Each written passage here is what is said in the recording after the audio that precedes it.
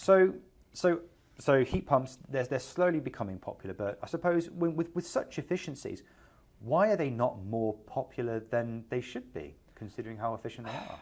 The other options were cheaper in the past. So in what was it, 4 years ago, when you did a quotation on a heat pump and a gas-powered house heating, the heat pump, the whole system was at 7K euros. Gas heater, 3K. So it's a no-brainer that you pick the gas heater. But now the situation changed a bit through the gas price surge, I would call it. People are more looking after, okay, what am I doing for heating the house? Because you need to have your house heated. And so a combination of heat pump and solar on the roof really makes sense, because then you can power the heat pump and you're more independent on your energy usage, and it does not really affect you that much when you kind of... That's interesting, isn't it?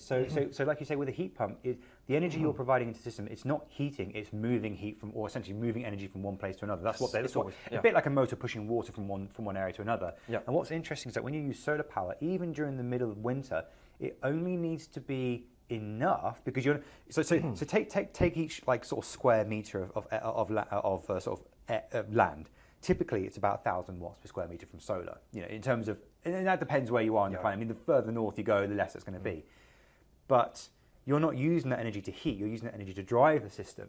And because you've already got that energy in the atmosphere, if it's an air-cooled one or an air-heated one, depending which way it's going, you don't need that many panels to make that thing work, which is quite interesting. I never really thought about it like that. And so to be fair, when you're going through the winter with the heating, the disadvantage of the whole system is in summer you have peak power with the solar panels, and in winter you need to peak heating. That's when you need. And that's a bit the disadvantage. But you can kind of leverage that effect with feeding into the grid. You get paid for feeding in your electricity, and then later that year just take it out again. So it's not kind of fully covering, but sort of.